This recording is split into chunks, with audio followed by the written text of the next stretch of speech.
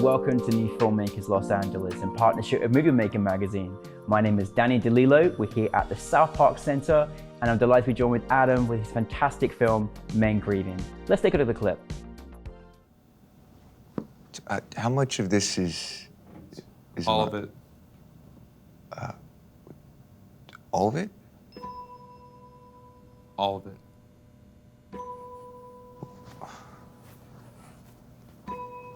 All of that is mine. All of that is yours.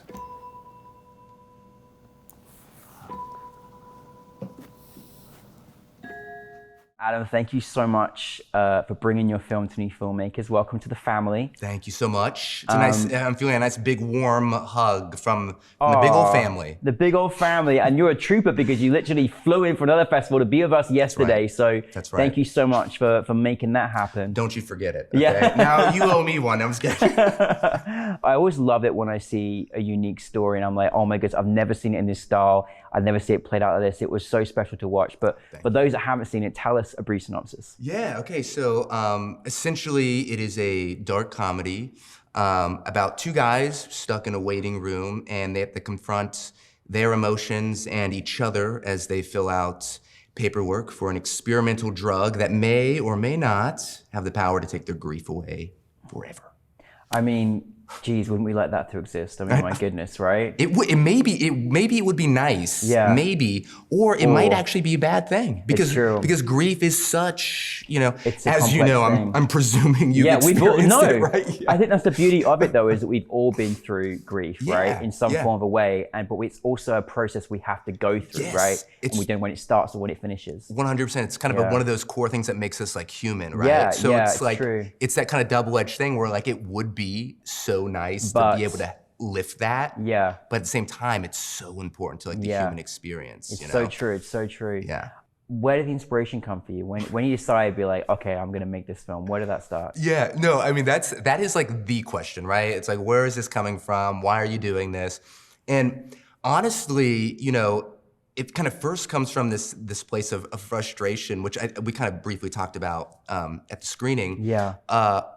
As an actor, I'm an actor kind of first, or at least that's my background. I went to Cal Arts, got my MFA in acting there. Congrats. Thank you so much. And it's like a humble brag I'm giving. Great place though, yeah. A fantastic school, nothing but great experiences there. And so I never went to film school or anything, but as an actor, you're kind of really powerless or at the kind of mercy of the industry where you're waiting around for someone else to give you a job. Yeah. To say, hey, it's not necessarily you're good enough, right? Because it's like at a certain point, everyone is talented. It's like you're just right for this character. And you kind of really spend a lot of your time waiting and you receive a lot of rejection.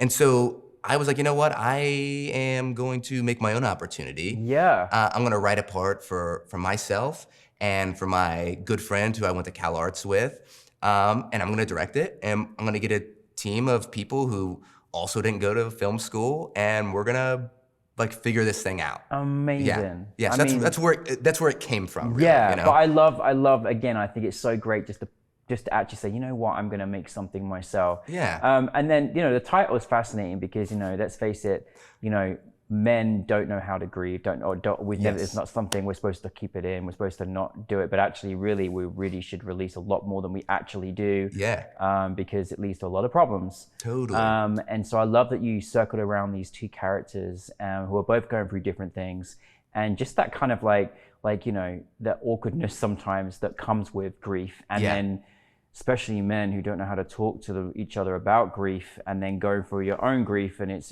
a weird complexity. Yeah. It is a strange, almost like foreign experience, right? And it shouldn't be. Yeah. But it is, because it's like we have this kind of thing, at least like where kind of like how I grew up, not necessarily with my parents, but just like in general, the culture was kind of like, boys don't cry, right? Yeah, right. And so I kind of have the line in the film that is like the slogan for the pharmaceutical companies, like, if boys don't cry, then men shouldn't grieve. Yeah. And if you live in this world where you're kind of told at a young age that crying's not appropriate, right? And you have to kind of hold it in, then like, how is that kind of preparing that boy when he becomes a man to deal with emotional trauma, emotional issues, those feelings, those strong feelings that they have towards this or that, or, you know, in this case, grief, right?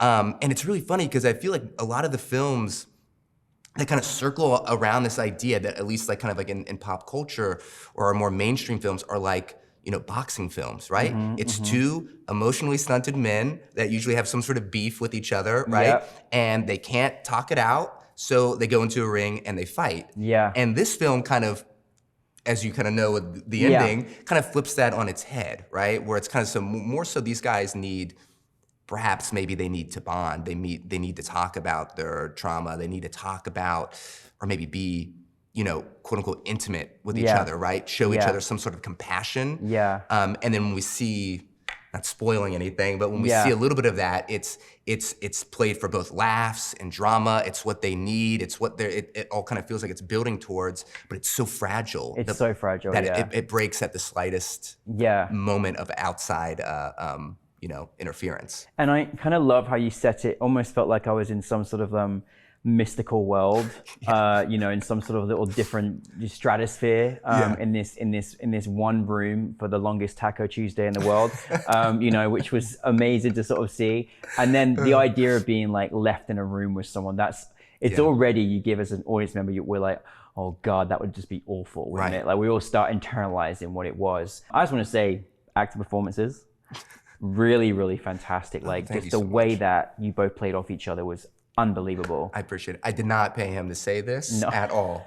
He's not getting paid to say any of this. But no, seriously, it was a really a great performance when you really just, you know, I mean, the writing was so good, but the way you just connected with each other. Tell us about from that direction as a director, but then working as an actor, working with the other actor. How did you do that? Yeah, no, because it is like that thing, right, where, you know, you've seen a lot of films and you obviously know a lot about films, possibly a filmmaker yourself. I should know this, but I don't. I did not do my research. Oh, don't you worry, it's all good. But it is that kind of that old adage. It's like, you know, you shouldn't, if you're gonna like be an actor, you should be an actor in it. You shouldn't write or you shouldn't direct the thing that you want to act in, right? Especially if it's one of your first films, because it's hard. There's a reason why usually it's separate jobs. But I knew, like, when I was writing this, that again, it's all about, you know, creating opportunities. It almost sounds a little selfish, but it's like creating opportunities for myself. And it's like, I easily could have passed the directing job off to someone else, but being the writer, I was like, well, I know this project, you know, frontwards, backwards, like, I have a pretty good taste in film. I kind of know what I want. I don't know a lot, but I know what I want. I feel like I'll be able to communicate that, right? So I'm like, why not? Why miss out on this opportunity to direct myself in something? And my best friend, one of my best friends, right? And then my other best friend is the DP on the project. So, and again, and none of these guys went to film school. My friend Connor, who shot this thing, never went to film school, ever. He went to undergrad with me at a performing arts school. And again, a great opportunity for him. And then for my friend Lucas, I knew he's such a great actor, and he was in that same boat of like, people kind of just didn't know what to do with him. You know, you have such and this is kind of the story for a lot of people, and it's hard. Casting directors have a very hard job because there's so many talented people, and he's kind of one of those talented people where it's like, I don't know what to do with him, right? That's what other people kind of seem to think. But I knew him so well. I'm like, I know what to do with you, right? And you're gonna be this kind of line dancing, grieving dad. I love it. And he crushed it. And we had such a good shorthand from college, right? Like, we met each other on the first day and were, you know, immediately paired together. That, you know, I knew that, you know, I could rely on him to bring it, and I knew that he knew that he could rely on me to bring it, right? That we'd be there to catch each other if something went, you know, awry or something, right? So I mean, to get that build up, you know, there was a great, beautiful build up, you know, that you know led to where it led to. How was that like? Because you obviously look at it from an actor perspective, but it was directing it as well. How was that? Because that dynamic works so good. Did you what was your process in working together? Yeah, I just, you know, I really knew for both of us, you know, we had done, again, in grad school, right, like a lot of scenes, and right. And the main thing you're kind of working on, if you're not working on like a play or a film, right, from the film school or something, right, if you're cast in a little thing, you're doing scenes together, right? And so again, we kind of had this really good shorthand, and we'd worked so much with each other and figured out blocking, and really always like, when you're doing theater, it's one thing to create, a dynamic stage picture while still like being true to the characters and the story and telling that side of things. And that kind of really translated well to film for us. Again, we rehearsed once the day before in the space, because it's a real doctor's office. Oh, it is? Yeah, that I changed dramatically. Those pictures and stuff are not really hanging in there. Look like it, but it's amazing it's a real one. It's a real one, so we had to take out a lot of things. And so we only had like one day to kind of rehearse, a couple hours in there. And again, we had not read the script. I wrote it for him, so I knew, again, how to get the best out of each other. Exactly, right? And so I knew once we were in the space, I kind of had an idea of where I wanted to go and how I wanted the camera to move. And the way the writing is, you kind of naturally see how it's kind of the tension's building, right? It's building to this kind of big explosive moment.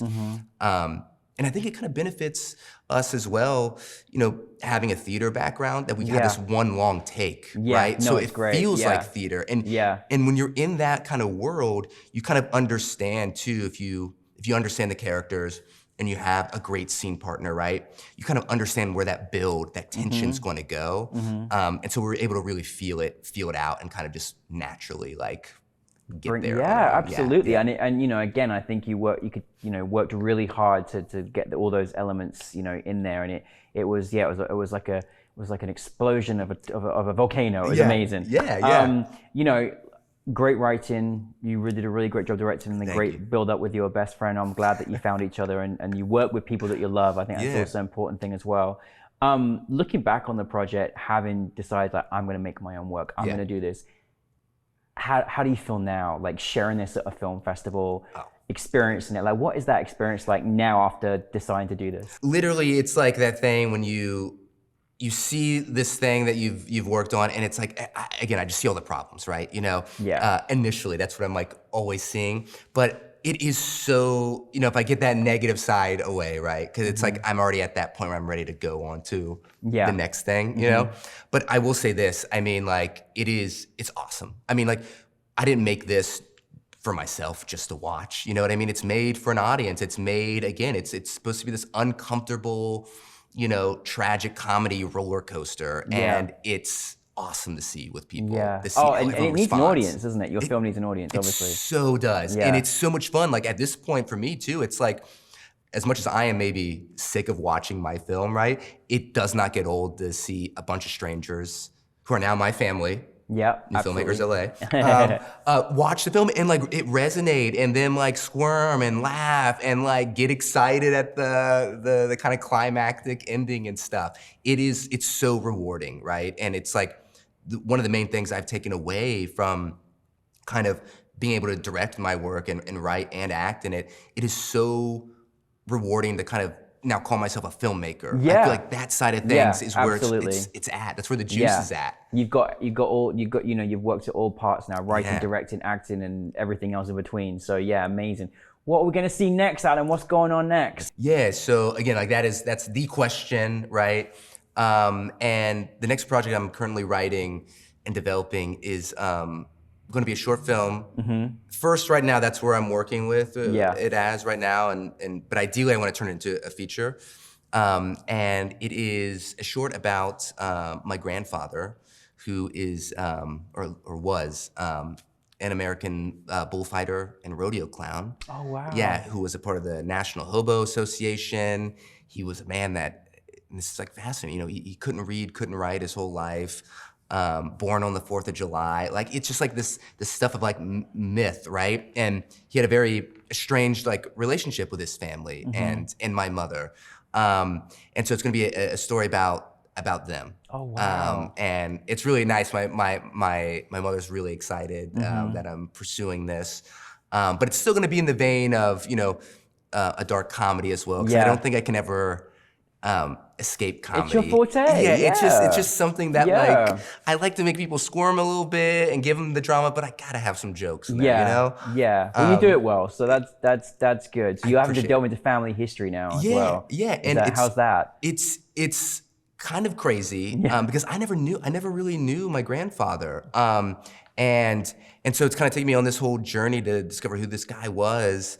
And what's fascinating is there's just so many unknowns, right? Because he was this nomadic guy that lived all over. He's from like Alaska and would be in Tennessee one weekend and then in Texas and this. So it's like piecing together this kind of life. It's fascinating stuff. And then it's also this other lifestyle of like the rodeo and bullfighting and all this that I don't know a lot about. So I, again, plan on portraying my grandfather in the short play, acting the role. So I'm actually going to go to rodeo school in December. Oh, what? Yeah. Oh my God, I love it. And get right in the ring with some 2,000-pound bulls. And see, and hopefully I'm a part of this family for a long time, and it's not a short stay.